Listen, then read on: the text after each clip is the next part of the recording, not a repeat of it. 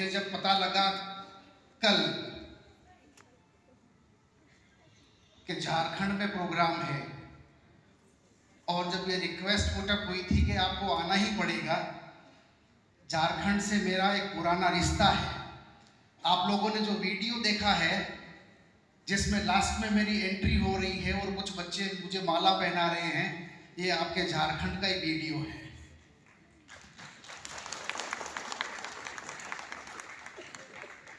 खनिज संपदाओं से भरी हुई ये धरती और यहाँ के आप सभी वासियों को मैं डॉक्टर कैलाश हाथ जोड़ करके प्रणाम करता हूँ। मैं कल रात को 2 बजे ही लैंड किया था। मैं इंटरनेशनल टूर पे था। मैं फ्रांस गया हुआ था। वहाँ एक मेडिकल सेमिनार था, CME बोलते हैं उसको, कंटिन्यूड मेडिकल एजुकेशन, डायबिटीज़ के ऊपर। वहाँ से फिर इंग्लैंड चले गए थे। 11 घंटे की फ़्लाइट थी। मैंने अभी डॉक्टर साहब से कहा, डॉक्टर राणावत जी से, मैंने कहा मेरी हालत एकदम भी नहीं है, मैं खड़े होने के लायक भी नहीं हूँ। 11 घंटे जब आप हवा में रहते हैं तो उसके बाद जब आप नीचे उतरते हैं तो जेट लैग होता है और मुझे ये थोड़ी सी ज़्यादा ही प्रॉब्लम है। लेकिन जब ये आदेश हुआ कि झारखंड जाना ही है और झारखंड को लेके एक अट्रैक्शन भी है मेरे मन में कि मुझे यहाँ आना था, बट यकीन मानिए मुझे ये बिल्कुल अंदाज़ा नहीं था कि इतनी मोहब्बत मेरा इंतज़ार कर रही है, इतने सारे लोग यहाँ इंतज़ार कर रहे होंगे। और आई एम सो ग्लैड कि आप सब लोग इतनी देर से मेरा इंतज़ार कर रहे हैं। थोड़ा सा शेकी है बॉडी, थोड़ा फ्यूरिश भी लग रहा है ना। जो लोग लंबा ट्रेवल करके आते हैं उनको पता होगा 11-12 घंटा जब आप फ्लाइट में होते हैं तो बॉडी थोड़ी सी कांपती है। मैं प्रेजेंटली दुनिया के सबसे बड़े CRO क्लिनिकल रिसर्च ऑर्गेनाइजेशन में काम कर रहा हूँ, प्रिंसिपल इन्वेस्टिगेटर के पद पे।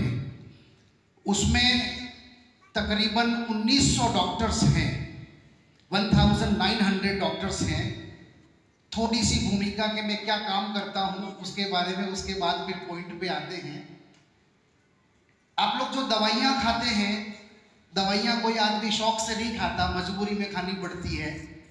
आपकी हथेली पे जो टेबलेट आती है, वो टेबलेट आपकी हथेली पे आने से पहले 6 वर्षों तक हमारे पास होती है।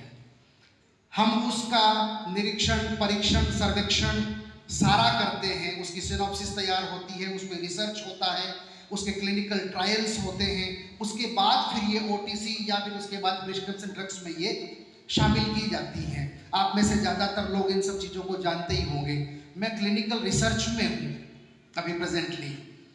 परिवार में हम बहुत सारे डॉक्टर्स हैं, फादर, मदर, भैया, भाभी, हम सारे लोग डॉक्टर हैं। मेरा बेटा और बेटी दोनों सुपर स्पेशलिस्ट हैं और दोनों ही, थैंक यू। मैंने 17 वर्षों तक राज्यपाल महोदय की सेवा में काम किया। 1.5 वर्ष में कलाम साहब के साथ में रहा। इस देश के अभूतपूर्व और एक ऐसे नायक जिनको हिंदुस्तान ही नहीं सारी दुनिया पूजती है और याद करती है, उन राष्ट्रपति महोदय की सेवा में 1.5 वर्ष तक काम करने का मुझे सौभाग्य प्राप्त हुआ। आज जिस चीज को लेके हम डिस्कस कर रहे हैं, ये मेरे लिए बिजनेस नहीं है। मेरे लिए ये जो चीज है वो इमोशन है।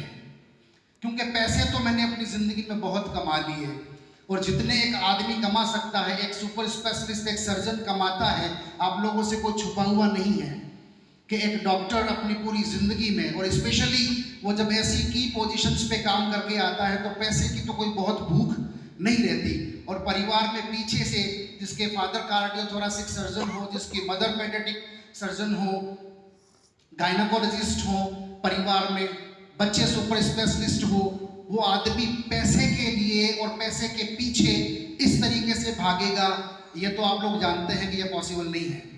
तो क्या अट्रैक्शन है कि मैं आज हजारीबाग में आप लोगों से मुखातिब हो रहा हूँ। ये एक बड़ी ज्वलंत समस्या है जिसे एड्रेस करने के लिए मुझे आना पड़ा।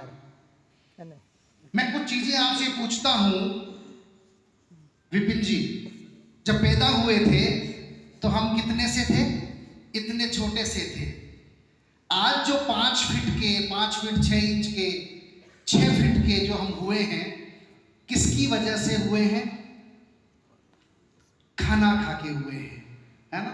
हम जैसे जैसे खाना खाते गए वैसे वैसे हमारी शरीर की कोशिकाएं प्रोलिफरेट होती गई, सेल डिफरेंशिएशन हुआ, एक कोशिका टूट के 2 कोशिकाओं में विभाजित हुई, धीरे धीरे हमारी हड्डियां बड़ी हुई, धीरे धीरे बोन मैरो और बना, फिर ब्रेन का विकास हुआ, स्किन का विकास हुआ, और धीरे धीरे ये शरीर बनते बनते बढ़ते बढ़ते यहाँ तक बड़ा हो गया।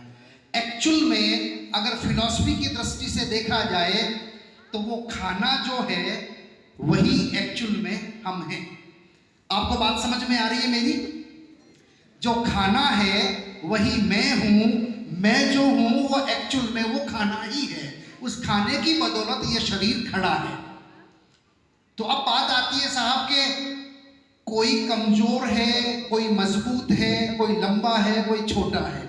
जैसा जिस तरीके का खाना वैसा उसका शरीर, ये तो हमने सुना ही हुआ है ना। हालांकि ज्यादातर लोग कहते हैं जैसा खाते हैं अन्न वैसा होता मन, बट मैं ये कहता हूं सिर्फ मन ही नहीं, ये पूरा शरीर एक्चुअल में खाने से ही बनता है, प्रोटीन से, विटामिन से, मिनरल से, है ना, फैट, कार्बोहाइड्रेट, ये जो चीजें हैं वो हमारी बॉडी को बनाती है। थोड़ा सा मैकेनिज्म समझते हैं, उसके बाद हम एकदम लेमन की लैंग्वेज में बात करेंगे। खाना जब हमारी बॉडी में जाता है तो एक दाना, आप लोग सुन रहे हैं मुझे? आवाज नहीं आई, कुछ लोग अभी भी डिप्रेशन में बैठे हैं, खाना ठंडा हो जाएगा। मैं ज्यादा टाइम नहीं लूंगा, यकीन मानिए। आप लोग सुन रहे हैं मुझे? गुड।